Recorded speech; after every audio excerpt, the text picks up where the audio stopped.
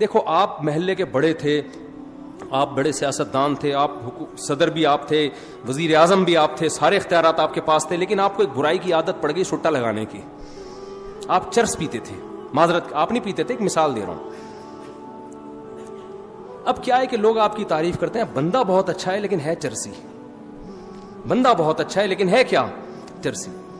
اب آپ کے پاس ایک آپشن ہے, یا تو چرس چھوڑ دو, یہ چھوٹ نہیں رہی آپ سے, تو پھر آپ کیا کرو گے, چرس کی پیکنگ اچھی کر دو گے آپ, اور چرس کا نام چینج کر کے اینٹی ڈپریشن ٹیبلٹ.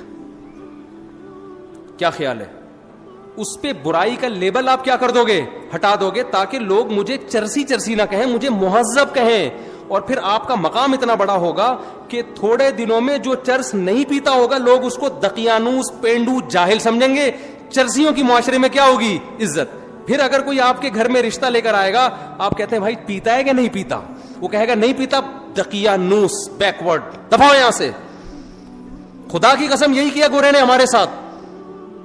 جو لڑکیاں پردہ کرتی ہیں, اسکارف لیتی ہیں, حجاب کرتی ہیں, گھروں میں رہتی ہیں, بھائی کا احترام, باپ کا احترام, ماں کا احترام, کسی غیر مرد کی طرف نظر نہیں اٹھانا. جب نکاح کا موقع آیا, ابا سے پوچھا, ابا نے کہا ہاں بھائی ٹھیک ہے, عزت کے ساتھ رخصت کر دی, شوہر کے ساتھ وفا کر رہی ہے.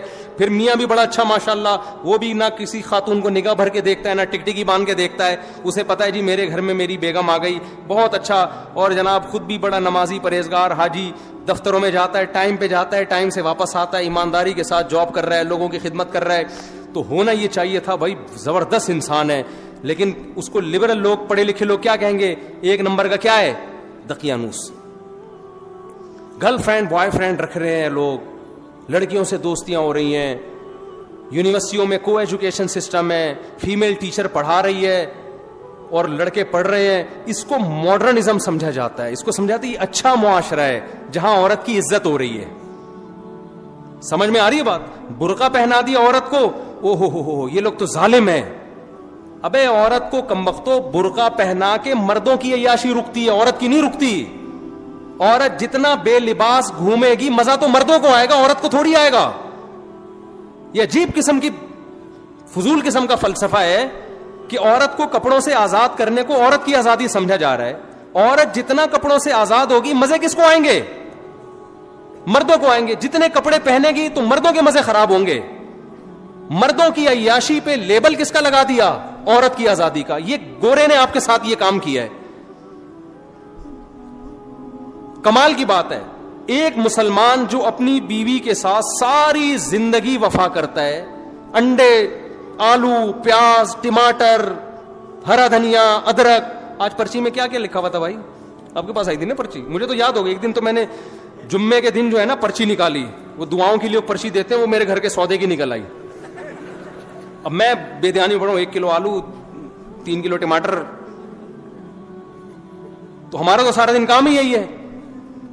ایک مرد, مسلمان مرد, جو گھر میں بیوی کو ساری زندگی کھلاتا ہے اور پھر بھی تانے سنتا ہے, کیا آپ سے ملا کیا مجھے, وہ پھر بھی اس کو سہتا ہے, اس کی اولاد کی ساری زندگی خرچے اٹھاتا ہے, بچے کی پیدائش کا خرچہ اس کے ذمے, بچیوں کی ٹینشن یہ لے رہا ہوتا ہے.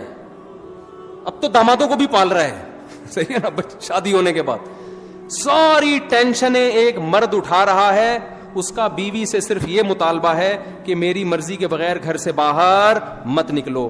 اس کو دقیانوس قرار دے دیا, بیکورڈ. عورتوں کے حقوق کا محافظ نہیں ہے یہ, عورتوں پہ پابندیاں لگائی ہوئی ہیں, بیڑیاں باندھ کے رکھا ہوا ہے. اور گورا جو کمبخت اپنے خرچے پہ, شکر ہے کمبخت کا انگلش میں ترجمہ نہیں ہے, ورنہ گورے بھی کچھ بیان سنتے ہیں نا, ان کو کیا پتا کمبخت کا کیا مطلب ہے. اگر آپ سے کوئی ٹرانسلیشن کروائے تو اس کو بولے قابل احترام. ہاں, کیونکہ بعض دفعہ گورے بھی سن رہے ہوتے ہیں, رپورٹیں آئی ہیں اس طرح کی. تو گورا کمبخت ساری زندگی عورت سے مزے اڑائے گا, ساری. بالغ ہوتے ہی گرل فرینڈ پہ کوئی خرچہ ہوتا ہے, کوئی خرچہ نہیں ہوتا ان کے. یہ آپ لوگ کے وہم ہے کہ گرل فرینڈ پہ, ان کے گرل فرینڈ پہ بھی 5 روپے بھی خرچ نہیں کرتے. گرل فرینڈ برگر کھائے گی اپنے پیسوں سے, اور لڑکا برگر کھائے گا. ہمارے یہاں تو گرل فرینڈ میں آدھے ہو جاتے ہیں لوگ. وہ ایک آدمی گیا نا گرل فرینڈ کو لے کر ہوٹل پہ, کہتا ہے اللہ کے نام پہ 2 دودھ پتی دے دے. اس نے کہا کمبخت دوسری دودھ پتی کس کے لیے, اور اللہ کے نام پہ کیوں مانگ رہا ہے؟ کہہ رہے یار وہ گرل فرینڈ آئی ہوئی ہے. تو کہا کمبخت تو اتنا غریب ہے تو گرل فرینڈ کیوں رکھی ہوئی ہے تو نے؟ کہہ رہا رکھ کے غریب ہو گیا ہوں پہلے نہیں تھا. اتنا خرچہ کیا اس کے اوپر. گرل فرینڈ پہ بھی بیوی پہ تو اس سے بھی زیادہ خرچے ہیں. اس کے تو ماموں جب آئیں گے تو ان کے لیے سموسے لے کر آؤ, اس کے پاپا آئے ہوئے ہیں تو ان کے لیے رول لے کر آؤ, اس کے چاچا آئے ہوئے ہیں تو اس کے لیے جلیبیاں لے کر آؤ, ان کو یہ پسند ہے, ان کو وہ پسند ہے. ایک طویل سلسلہ لا متناہی, نہ ختم ہونے والا سلسلہ. ان کو کیا کہہ دیا گورے نے؟ بیکورڈ. عورتوں کی زنجیریں باندھی ہوئی ہیں, اور گورا ساری زندگی عورت سے عیاشی کرتا ہے, مزے اڑاتا ہے, 1 روپے بھی اس پہ خرچ نہیں کرتا. اور اتفاق سے 50 سال میں جب وہ شادی کر بھی لیتا ہے تو آپ جا کے پوچھیں, ایک چائے کی پیالی اپنے خرچے پہ اپنی بیوی کو نہیں پلاتا وہ. تو اس بدماشی, یہ چرس ہے نا, یہ وہی ہے کہ چرسی تھے. نام کیا رکھ دیا؟ کیونکہ مہذب قوم ہے نا, گورے ہیں بھائی, مہذب ترقی یافتہ قوم ہے, چاند پہ قدم رکھا ہے, مریخ پہ جانے کی باتیں ہو رہی ہیں. وہ کیسے یہ کہہ دیں گے کہ ہم مہذب لوگ نہیں ہیں؟ وہ کیسے مان لیں؟ تو انہوں نے کیا کیا؟ تہذیب کی ڈیفینیشن کو کیا کر دیا؟ چینج. میں سمجھا پا رہا ہوں کہ نئی کھوپڑی میں آ رہی بات؟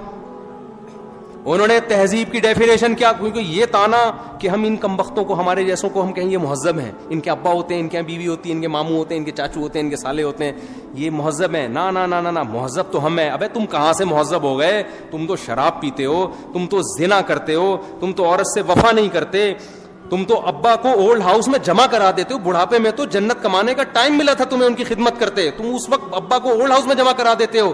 وہ کہتے ہیں اس سے کیا ہوتا ہے؟ اولڈ ہاؤس میں ان کی خدمت گورنمنٹ کرتی ہے, زیادہ اچھے طریقے سے پلتے ہیں وہ.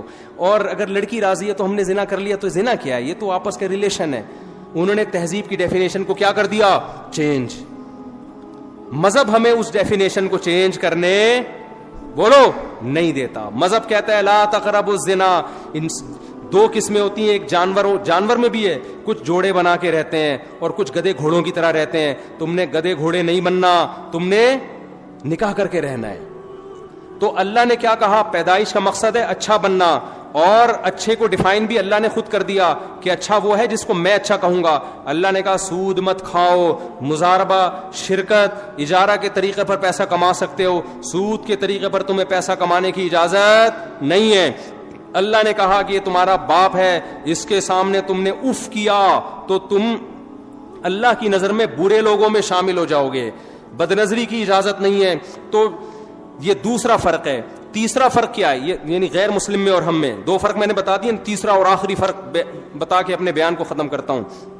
دیکھو تیسرا فرق کیا ہے.